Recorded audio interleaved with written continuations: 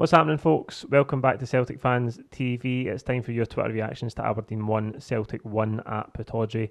Tonight, I'm just going to run through these quickly and then I'm going to give my own thoughts on the Super League debacle that's developed and then collapsed in the space of the last 3 or 4 days. Before we get into it tonight, I have to tell you about our sponsors, OneFootball, as ever, the best football app on the planet. You can get line-up notifications as soon as the teams are announced on match days. You can get pre-match stats for every Celtic game as well. You can get goal alerts from all around the world. You can keep tabs on league tables from all around the world, and you can add widgets to your home screen to keep up to date with Celtic's next fixture, who it's against, what the kick-off time is, all of that sort of stuff. You can download it by clicking the link in the description of this video. The app is free to download wherever you get your apps on your phone, and it's a fantastic way for you to support Celtic Fans TV.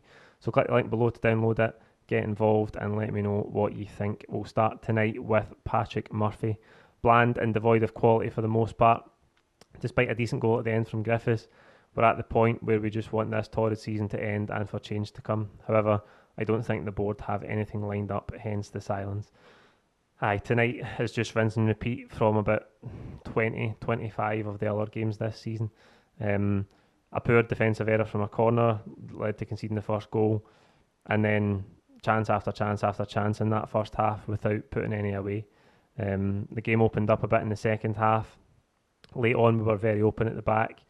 We didn't quite create as many clear-cut chances in the second half as we did the first, but we get the equaliser with the last kick of the ball. Good cross by El Younousi, and Griffiths climbs to head it past Joe Lewis, but it was poor tonight. It was much of the same. I said during the video and a joke today that I could just re-uploaded another full-time reaction from a game earlier in the season and probably nobody would have noticed because we'd just have been saying the same things that we've been saying all season, and that's been the story. Groundhog Day. Celtic were wasteful in the final third and our defenders can't defend. Why Sorrow didn't start is a mystery, and Christie needs to go. I'm starting to hate Edouard now. Rogic is finished. That £4 million we almost had for him in the summer looks like a great deal now. Maybe a bit harsh on Edouard, but he was poor again tonight. Very poor. Came off at 60 minutes along with Christie. Those two have been much maligned at times throughout this season. And this is the period where you can see the most that their heart and their head just isn't in it. Edouard he's missing chances that he would normally be putting away with ease, and it's just not happening for him. And that's not because he's not got the skill and ability to do it. It's just because he's not there in his head. It was Groundhog Day. I would have liked to seen Sorrow start because I think Brown struggled in the game tonight. He nearly set Lewis Ferguson up for a goal. He's not playing for Aberdeen yet, and he's played every game we've had recently, so it'd have been nice to see Sorrow come into the team, but it's just so disheartening to see the same team, and I know a lot of people were disappointed and almost angry with the starting lineup tonight because they wanted to see something different, they wanted to see change.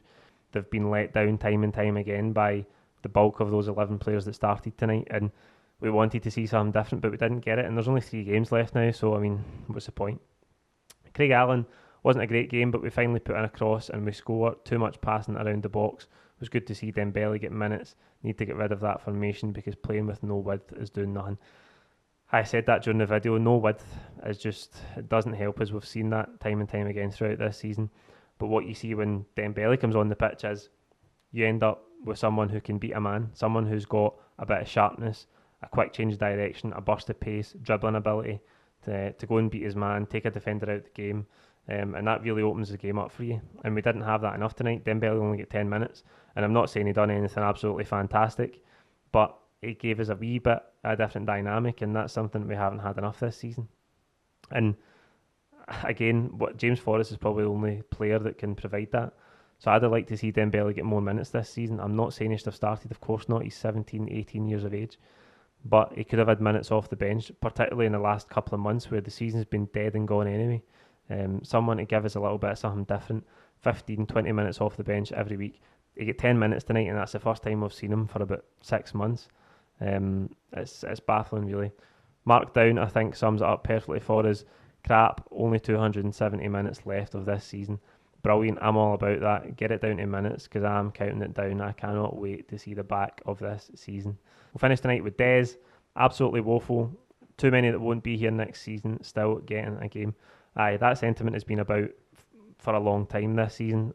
It started back in August again when Ferencváros beat us and Neil Lennon came out with those comments, and it's never really went away. But as I say, even if I've resisted it at some stages throughout the season, I think it's plain as the nose in your face now that there's a few players there that their heads and their hearts just aren't in it.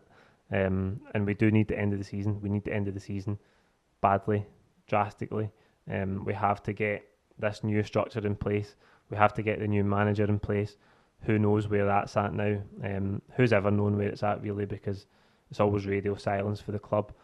But we'll just need to wait and see what happens. The other big news story this week has obviously been this European Super League stuff, and I'm sure you have all seen so many different comments and so many different input for different content creators, pundits, journalists, former players. You've all seen it all, and it's dead in the water now. It's finished, but it is a stark reminder of what commercialisation and venture capital money is doing to football. And to be fair, I was born in 1993, so that had already started because the Premier League was founded in 1992, and that's really the time where money started to take a hold of football and really change it. And I think sometimes when you're obsessed with the game and you love it, like I absolutely love football, I'm obsessed with it. I would watch any team play any team on the television, French, Spanish, Italian, you name it. If it's on the TV and I've got nothing better to do, I'll watch it. And you just disconnect because your love of the game is so strong, and you maybe turn a blind eye at times, but that is the biggest overt signal that those people who own football clubs for nothing other than commercial return don't value anything. They don't value anything that is true to the essence of football. And just because this Super League thing has died a death in the space of 3 days doesn't mean that it's going to go away. It was in response to the Champions League reform that's coming in 2024, and it's because these clubs want to guarantee more money. They want to guarantee more money, and that's where fair competition comes into it, because it goes against fair competition. They want to be guaranteed the Champions League money, and they want that Champions League money to be more. And the changes that UEFA are making by allowing 2 or 3 of the highest ranking coefficient teams to qualify, even if they don't make it through the league positions, is just another avenue for these elite clubs to be guaranteed Champions League money. So I don't think we should.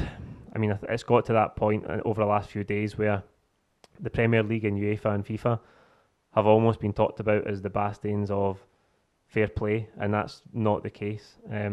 I think UEFA have got a lot to think about in terms of fair competition, given that 4 teams from the top 5 leagues get a free pass straight into the group stage of the Champions League. This is the way that football's been moving for a while, and we shouldn't be lulled into thinking that the current status quo is anywhere near really acceptable or good enough.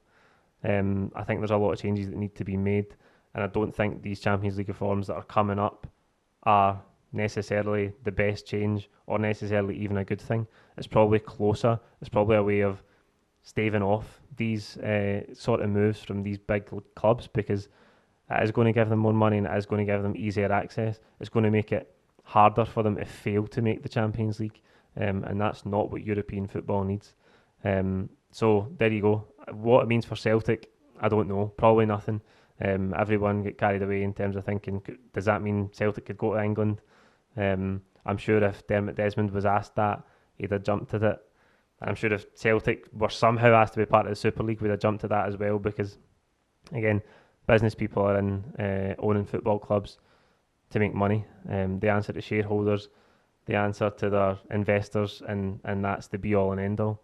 And I think the biggest takeaway from this whole debacle over the last few days is that when football fans unite en masse and put their rivalries to the side, things can change and we can affect change, and we should remember that. I know that it's not all because of fans. I know that there was powerful interest there in terms of the Premier League and UEFA and FIFA who disagreed with it and took really drastic measures and put signals out there that clubs were going to get expelled for things, and players weren't going to be allowed to play for the national teams and stuff like that. So it's not all fan power that has brought this down in the space of a few days, but it's worth remembering that as football fans, we are football. We are what football is, and the only reason anyone can make money out of football is because of people like us. And we're not legacy fans. We are the lifeblood of these organisations that have been around for 150 years. sometimes more, and we'll be there after whoever the current custodians of any club are. I mean that, and for our club Celtic, and I mean it for every other club as well.